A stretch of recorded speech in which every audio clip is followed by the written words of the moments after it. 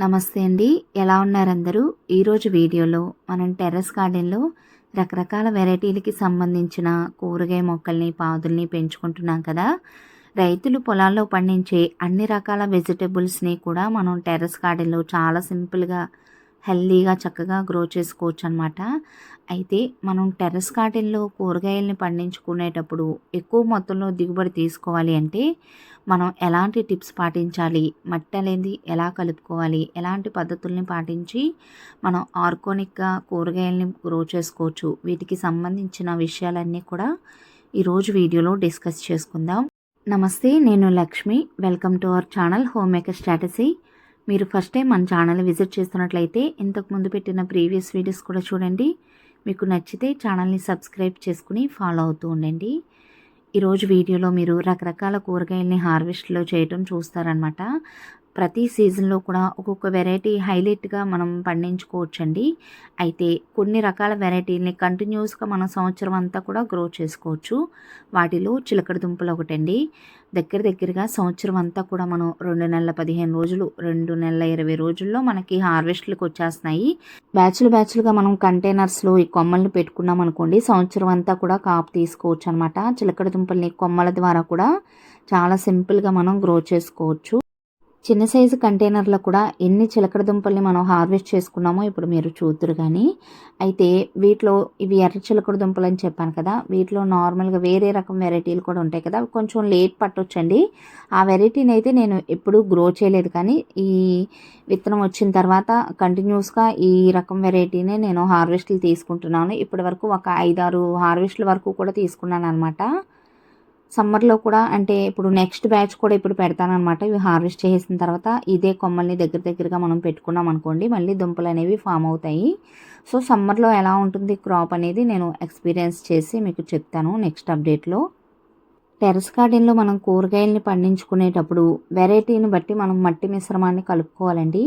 Normal variety కూరగాయలను అనుకోండి, 1% మట్టి, 1% ఎరువు, 1% కొబ్బరి పొట్టు, ఈ 3 సంబాల్లో తీసుకుని కొద్దిగా వేపపిండి మీ దగ్గర ఉంటే మిక్స్ చేసుకుని చక్కగా కలిపి మొక్కల్ని పెట్టుకోవచ్చు అనమాట. కానీ ఇలాంటి దుంపజాతికి సంబంధించిన వెరైటీస్ని మనం గ్రో చేసుకునేటప్పుడు అదే మట్టిలో కొద్దిగా ఇసుకను కూడా యాడ్ చేసుకున్నాం అనుకోండి, డ్రైనేజ్ అది ప్రాపర్గా ఉంటుందన్నమాట.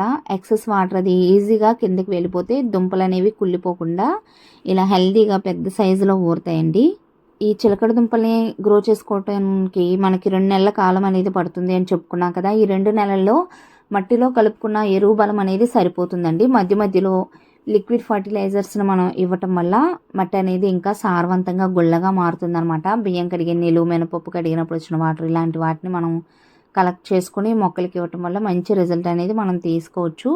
ఆకులపైన వర్షాకాలం ఆ టైంలో అయితే కొద్దిగా ఈ రసం పీల్చే పురుగులు, గొంగళి పురుగులు ఇలాంటివి అటాక్ చేస్తూ ఉంటాయి చిలకడ దుంపల్ని. కానీ మనకి వింటర్ సీజను అలాగే సమ్మర్లో చాలా హెల్తీగా పెస్ట్లు లేకుండా పెరుగుతుందండి చాలా వరకు. వేప నూనెని మనం 15 రోజులకు ఒకసారి గార్డెన్లో అన్ని రకాల మొక్కలకి కూడా మనం స్ప్రేగా చేయటం వల్ల చాలా రకాల పెస్ట్లు రాకుండా ముందుగానే మనం కంట్రోల్ చేసుకోవచ్చు.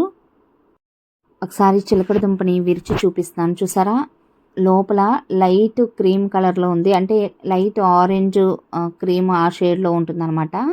టేస్ట్ కూడా చాలా బాగుంటుందండి. వీటిని ఉడకబెట్టి తిన్నా బాగుంటాయి, అలాగే కూర చేసుకున్నా కూడా చాలా బాగుంటాయి అన్నమాట. నెక్స్ట్ టొమాటోలు అండి. సీజన్తో పని లేకుండా వీటిని కూడా సంవత్సరం అంతా కూడా మనం గ్రో చేసుకోవచ్చు. కానీ మిగిలిన సీజన్స్తో పోలిస్తే వింటర్ సీజన్లో టొమాటోల్ని ఎక్కువ మొత్తంలో ఈజీగా మనం పెంచుకుని దిగుబడి అనేది తీసుకోవచ్చు అనమాట. అంటే వింటర్ సీజన్లో దిగుబడితో పోలిస్తే మిగిలిన సమ్మర్లో అలాగే వర్షాకాలంలో కొంచెం కాపు తక్కువగా ఉంటుందన్నమాట. హైబ్రిడ్ వెరైటీస్ అయితే మనకి సమ్మర్లో కూడా బాగానే వస్తాయండి. టొమాటోల్ని మనం విత్తనాల ద్వారా నార్లు పోసుకుని పెంచుకోవచ్చు, లేదంటే కొమ్మల ద్వారా కూడా చాలా సక్సెస్ఫుల్గా మనం గ్రో చేసుకోవచ్చండి. అయితే టొమాటో మొక్కల్ని కొమ్మల ద్వారా పెట్టుకున్నప్పుడు విత్తనాలతో మనం పెంచుకున్న మొక్కలతో పోలిస్తే కొమ్మల ద్వారా పెంచుకున్న మొక్కలు తక్కువ టైంలో మనకి కాపు వచ్చేస్తాయి అన్నమాట. కొత్తగా కూడా నేను కొన్ని కొమ్మల్ని పెట్టానండి. అంటే మనకి టొమాటో మొక్కలు పెరిగి అవి హార్వెస్ట్లు వచ్చే టైంకి మనకి నచ్చాయి అనుకోండి ఆ వెరైటీ, సేమ్ మనకి నచ్చిన వెరైటీ టొమాటో మొక్క నుంచి కొన్ని స్టెమ్స్ని కలెక్ట్ చేసుకుని సాయంత్రం టైంలో మనం మట్టిలో పెట్టుకున్నాం అనుకోండి, మార్నింగ్ కల్లా కొంచెం సెట్ అవుతాయి అనమాట. ఎండ టైంలో మనం ఎప్పుడైనా కూడా కొమ్మలైనా లేదా మొక్కలనైనా ట్రాన్స్‌ప్లాంట్ చేసుకున్నప్పుడు అవి కొంచెం షాక్‌కి గురవుతాయి అనమాట. స్ట్రెస్‌కి గురయ్యి అవి రికవరీ అవ్వటానికి టైం పడుతుంది. సో, ఎండ టైంలో కాకుండా సాయంత్రం టైంలో మనం మొక్కలు కానీ లేదా ఇలా కొమ్మలు అలాంటివి పెట్టుకున్నాం అనుకోండి, నైట్ అంతా కూడా చల్లటి వాతావరణంలో ఉండటం వల్ల కొంచెం మార్నింగ్ కల్లా అవి సెట్ అవుతాయన్నమాట. సో, మనం చిన్న చిన్న టిప్స్ పాటిస్తే కొమ్మల ద్వారా కూడా చాలా సక్సెస్‌ఫుల్‌గా మొక్కల్ని పెంచుకోవచ్చండి. టొమాటో మొక్కల్ని వేసుకున్నప్పుడు మనకి పూత రాలిపోవటం, లేదంటే ఇలా కాయలు మంచి సైజులో, మంచి కలర్‌లో రెడీ అవ్వకపోవటం, మిల్లీ బగ్స్, ఎపిడ్స్ ఇలాంటివి రావటం మనం గమనిస్తూ ఉంటాము. మొక్క ఎదిగే దశలోనే మనం పుల్లటి మజ్జిగని ఆకులన్నీ తడిచేటట్టుగా స్ప్రేగా చేయటం వల్ల మనకి ఎపిడ్స్, మిల్లీ బగ్స్ ఇలాంటివి రాకుండా ఉంటాయి. అలాగే చాలా వరకు ఆకుముడత కూడా క్యూర్ అవుతుందండి. మనకి కాయలు ఇలా మంచి సైజులో, కలర్‌లో రావటానికి ఫ్రూట్ ఫర్మెంటెడ్ జ్యూసెస్ తయారు చేసుకున్నాం కదా మనం ఆర్గానిక్ వేలో, అరటిపండుతో, అలాగే బొప్పాయి పండు, పైనాపిల్ ఇలా బాగా పండి మాగిన పళ్ళతో మనం చక్కగా ఫ్రూట్ ఫర్మెంటెడ్ జ్యూసెస్ ఒకసారి తయారు చేసి పెట్టుకున్నాం అనుకోండి, 15 రోజులకు ఒకసారి అలా ఆకుల మీద స్ప్రేగా చేయొచ్చు, మొక్క మొదలన వేయొచ్చు అనమాట. ఇలా వేయటం వల్ల పూత పింద నిలబడి కాయలు మంచి సైజులో, మంచి కలర్‌లో టేస్టీగా రావటానికి అవకాశం ఉంటుందన్నమాట. ఒకసారి చేసి పెట్టుకుంటే సంవత్సరం వరకు కూడా నిలవ ఉంటుందండి. వీటితో పాటుగా నెలకొకసారి మనం మొక్కలన్నింటికి కూడా ఎప్సమ్ సాల్ట్‌ని యూజ్ చేయటం వల్ల కూడా మంచి రిజల్ట్ అనేది మనం తీసుకోవచ్చు. టొమాటో, పచ్చిమిర్చి వీటికి ఎప్సమ్ సాల్ట్ అనేది అంటే మెగ్నీషియం సల్ఫేట్ అనేది చాలా బాగా హెల్ప్ అవుతుందండి. మొక్కలు కూడా గ్రీన్‌గా ఎప్పుడు కూడా మనకి గార్డెన్ పచ్చగా ఉండాలి అంటే నెలకొకసారి ప్రతి కుండీలో కూడా ఒక్కొక్క స్పూన్ చొప్పున మనం ఎప్సమ్ సాల్ట్‌ని కానీ ఇచ్చినట్లయితే మొక్కలు ఎప్పుడు గ్రీన్‌గా లష్‌గా ఉంటాయన్నమాట. ఇండోర్ ప్లాంట్స్‌కి అయితే కంటిన్యూస్‌గా మనం 20 డేస్‌కి ఒకసారైనా ఇచ్చుకోవచ్చండి. అయితే ఎప్పుడైనా కూడా ఇలా టొమాటోలో అడుగున మచ్చలాగా వచ్చింది అంటే ఆ మొక్కకి కాల్షియం ప్రాబ్లం ఉంది అని అర్థం అనమాట. మొక్కల్ని మనం ఎప్పుడు కూడా అబ్జర్వ్ చేస్తూ ఉండాలండి. వాటి ఆకారాన్ని మార్చుకుని వాటికి ఏమైనా తక్కువైన పోషకాలు అలాంటి అంటే ఏమేమి పోషకాలు తక్కువయ్యాయి ఏంటి అనేది కూడా అవి మనకి తెలియచేస్తాయన్నమాట. మొక్కని మనం అబ్జర్వ్ చేస్తూ ఉండాలి. ఆకులు అడుగున ఇలా మచ్చలాగా వచ్చాయి అంటే కాల్షియం ప్రాబ్లం ఉంది అని చెప్పి మనం ఎగ్‌షెల్స్‌లో కాల్షియం ఎక్కువగా ఉంటుంది అని చెప్పుకుంటూ ఉంటాం కదా! ఎగ్‌షెల్స్‌ని పౌడర్ లాగా చేసి కుండీలో ఒక్కొక్క స్పూన్ చొప్పున మనం వేస్తే మంచి అమేజింగ్ రిజల్ట్ అనేది మనం తీసుకోగలుగుతామండి.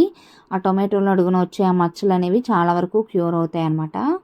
సో, బెస్ట్ రిజల్ట్ అనేది వస్తుంది. ఎగ్‌షెల్స్‌ని వేస్ట్‌గా బయట పడేయకుండా చక్కగా కలెక్ట్ చేసి పౌడర్ లాగా చేసి మనం టొమాటో మొక్కలకి ఇవ్వటం వల్ల మంచి రిజల్ట్ అనేది తీసుకోవచ్చండి. పూల మొక్కలకు కూడా మంచిగా హెల్ప్ అవుతుంది. నెక్స్ట్ మిగిలిన మొక్కలతో పోలిస్తే ఈ టొమాటో మొక్కల్ని ఎక్కువగా ఫీడ్ చేస్తూ ఉండాలన్నమాట. అంటే గుత్తులు గుత్తులుగా ఒకేసారి కాపు దిగుతుంది కాబట్టి ఆ కాయలన్నీ కూడా మంచిగా నిలబడి పెద్ద సైజులో మంచి కలర్‌లో రావాలి అంటే దానికి కావాల్సిన బలాన్ని మనం ప్రొవైడ్ చేస్తూ ఉండాలి. 15 రోజులకు ఒకసారి బాగా మాగిన పశువుల ఎరువుతో పాటుగా లిక్విడ్ ఫర్టిలైజర్స్‌ని కూడా మనం వారానికి 2 సార్లు అలా ఇస్తూ ఉంటే మట్టి అనేది సారవంతంగా మారుతుంది. మొక్కకు కావాల్సిన పోషకాలు కూడా అందుతాయండి. మనకి కోడిగుడ్డు వంట నూనెతో ద్రావణం తయారు చేసుకుంటాం కదా! అది కూడా మంచి రిజల్ట్ అనేది ఇస్తుందండి. ఈ వింటర్ సీజన్‌లో టొమాటోలనైతే చాలా బాగా గ్రో చేసుకున్నాము. ఎక్కువ మొత్తంలో కాపు అనేది తీసుకున్నామండి. ఇంకా ఎప్పటికీ కూడా దిగుబడి అనేది వస్తూనే ఉంది. అయితే ఎప్పుడు కూడా మనం ఏ రకం వెరైటీని పెట్టుకున్నా కూడా బ్యాచ్‌లుగా మనం టెర్రస్ గార్డెన్‌లో మొక్కలైనా, విత్తనాలైనా పెట్టుకుంటే కంటిన్యూస్‌గా మనకి హార్వెస్ట్‌లు అనేవి వస్తూనే ఉంటాయన్నమాట. నెక్స్ట్ మన టెర్రస్ గార్డెన్‌లో చాలా రకాల వెరైటీ వంగ మొక్కలనైతే పెంచుకుంటున్నాం కదా! వంగ మొక్కల్లో రకరకాల వెరైటీలు ఉంటాయండి. వందల్లో ఉంటాయంట.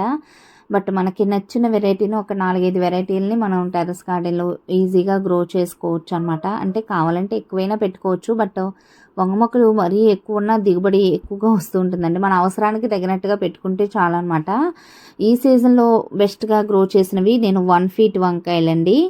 ఈ వెరైటీ విత్తనాలని నాకు తెలిసిన వాళ్ళు ఇస్తే నార్లు పోసి మొక్కలు వేశాననమాట.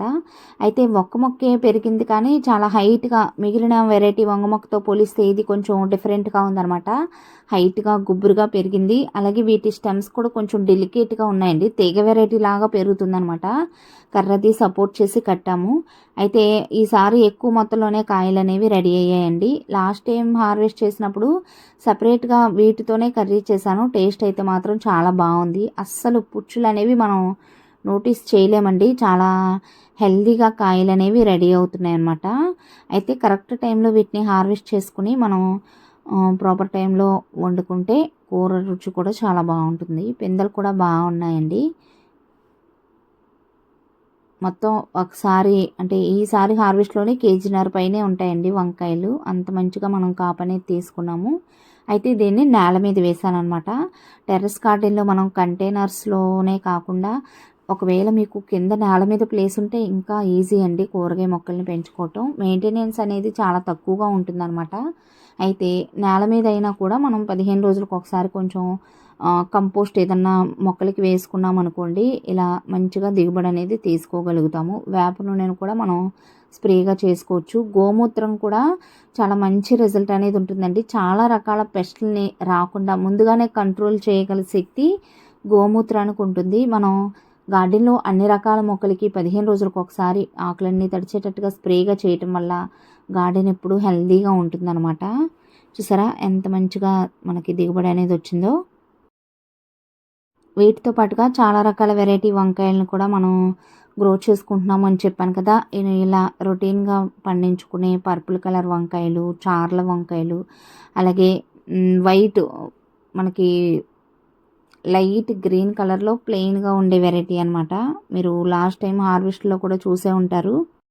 మనం పెంచుకునే వెరైటీని బట్టి కంటైనర్‌ని సెలెక్ట్ చేసుకోవాలండి.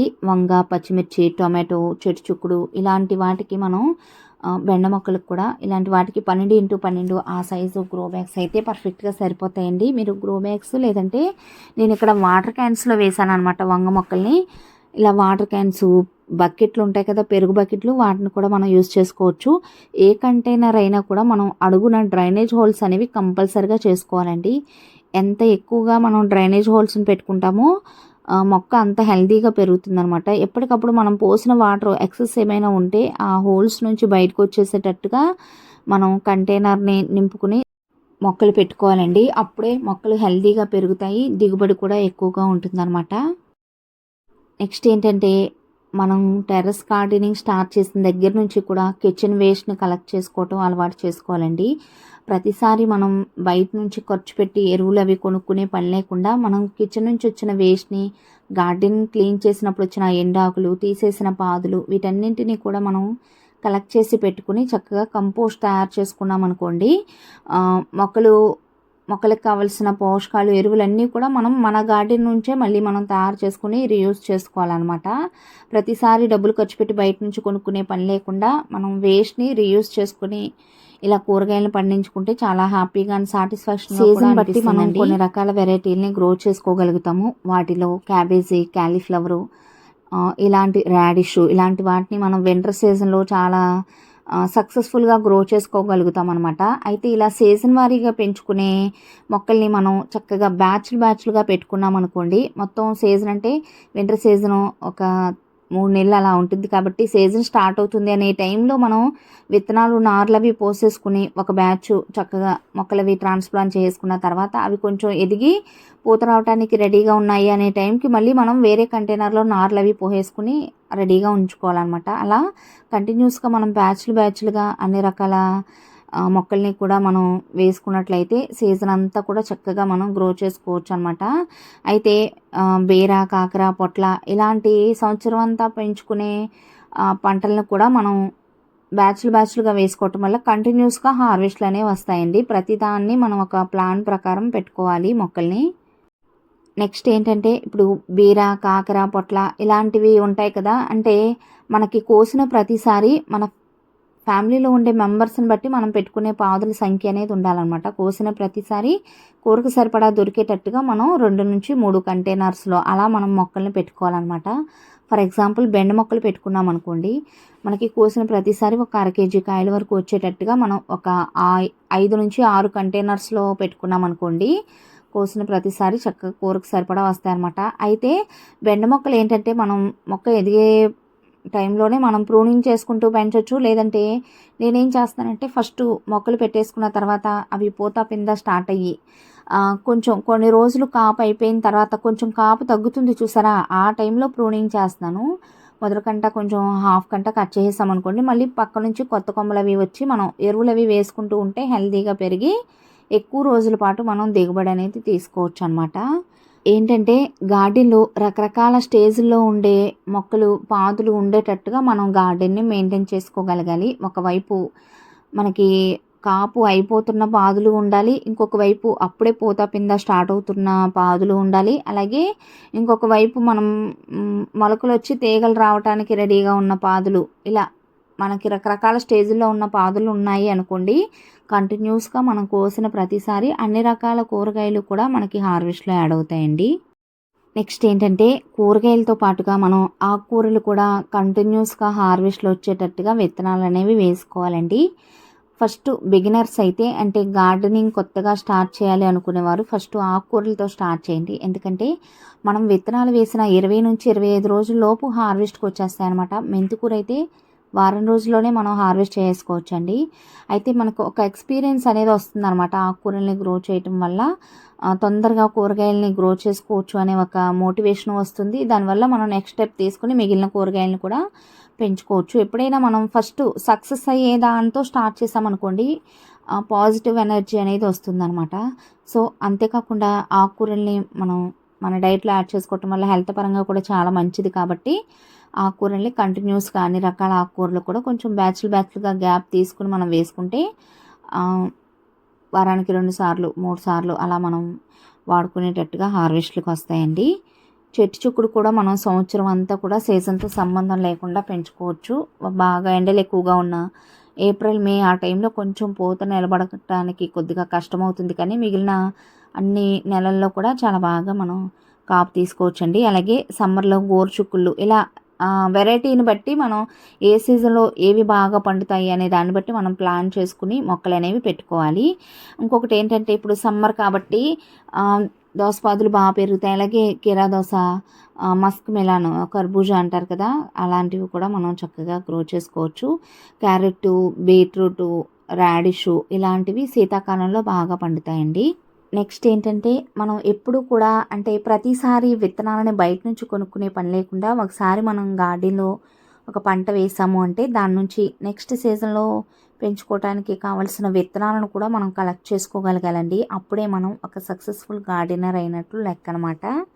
సో మన గార్డెన్ నుంచే మనం విత్తనాలు కలెక్ట్ చేసి నెక్స్ట్ సీజన్‌లో పెట్టుకున్నాం అనుకోండి, వాటికి ఇమ్యూనిటీ పవర్ కూడా ఎక్కువగా ఉంటుందన్నమాట. మన వాతావరణంలో పెరిగి ఆ విత్తనాలు అనేవి తయారయ్యాయి అనుకోండి, మళ్ళీ మనం పెట్టుకున్నప్పుడు వచ్చే పెస్టులు అనేవి చాలా వరకు కంట్రోల్ అవుతాయి. అలాగే దిగుబడి కూడా బాగుంటుందన్నమాట. నెక్స్ట్ ఏంటంటే సమ్మర్లో అనుకోండి మనం మల్చింగ్ చేసుకోవటం అనేది చాలా అవసరం. కొబ్బరి పొట్టు, ఎండాకులు, వరి ఊక, చెక్క పొట్టు లేదంటే వేరుశనగ పొట్టు ఇలా రకరకాలుగా మనం మల్చింగ్ అనేది చేసుకోవచ్చు అనమాట. వింటర్ సీజన్లో అనుకోండి మనం చేసుకున్న మల్చింగ్ అది అంతా కూడా తీసేసి మొక్క మొదలను ఎప్పుడు గాలాడుతూ ఎండ తగిలేటట్టుగా మనం మొక్క మొదలను ఆకులు అవి కట్ చేసుకుని నీట్గా ఉంచుకోవాలి. అలా సీజన్ని బట్టి మనం మొక్కల్ని దానికి తగిన జాగ్రత్తలు అవి తీసుకోవాలండి. అయితే ఇదంతా కూడా పడి లేచిన తోటకూర అనమాట. ఎంత హెల్తీగా పెరిగిందో చూసారా. అంతేకాకుండా ఇప్పుడు కంటైనర్స్ ఖాళీ అయిపోయినప్పుడు మనకి ప్రతిసారి ఎరువులు అవి వేసి కలిపి పెట్టుకున్న మట్టి కాకుండా గార్డెన్ క్లీన్ చేసిన వచ్చినప్పుడు ఆ ఎండాకులు, కిచెన్ వేస్ట్ ఇలాంటి వాటిని మనం కలెక్ట్ చేసుకుని చక్కగా ఎప్పటికప్పుడు చిన్న చిన్న కంటైనర్స్ అయినా గ్రో బ్యాగ్స్లో అయినా కూడా ఇలా లేయర్లుగా శాండ్విచ్ మెదడులో మనం నింపేసుకుని ఆ కంటైనర్స్ని ఒక పక్కన పెట్టేసుకున్నాం అనుకోండి, అది స్లోగా డీకంపోజ్ అవుతూ ఉంటుందన్నమాట. మనం కావాలనుకుంటే డైరెక్ట్గా దానిలో ఆకుకూర విత్తనాలు అలా వేసేసుకోవచ్చు.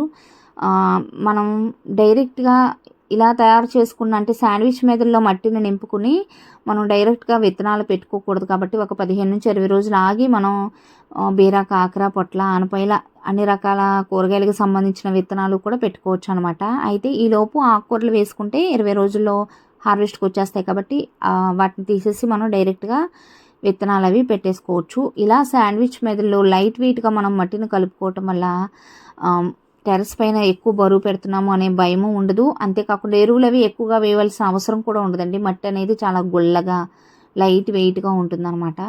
సో ఈ శాండ్విచ్ మెథడ్ అనే పద్ధతి టెర్రస్ గార్డెన్లో చాలా బాగా వర్కౌట్ అవుతుందండి.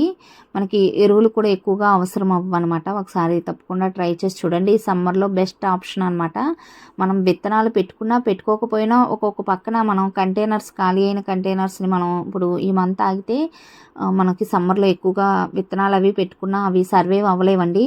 ముందు మనం చక్కగా ఫిబ్రవరి, మార్చ్ ఫస్ట్ వీక్ అలా పెట్టుకున్న విత్తనాలే మనకి పెరిగి సమ్మర్ ఎండింగ్ వరకు కూడా కాపొస్తూ ఉంటాయి. కాబట్టి ఇప్పుడు ఖాళీ అయిన కంటైనర్స్ని మనం కలిపి పక్కన ఇలా శాండ్విచ్ మెథడ్లో కలిపి పెట్టుకున్నాం అనుకోండి, మంచిగా కంపోస్ట్ తయారు చేసుకోవచ్చు అనమాట. నెక్స్ట్ జూన్లో నెక్స్ట్ సీజన్కి కావాల్సిన ఎరువులు అవి కూడా తయారు చేసుకోవడానికి ఇది బెస్ట్ సీజన్ అండి. సో ఇదండి ఈరోజు వీడియో. నాకు తెలిసిన కొంతవరకు ఇన్ఫర్మేషన్ని మీకు షేర్ చేయగలిగాను. వీడియో ఎలా అనిపించిందో కామెంట్ సెక్షన్లో తప్పకుండా తెలియచేయండి.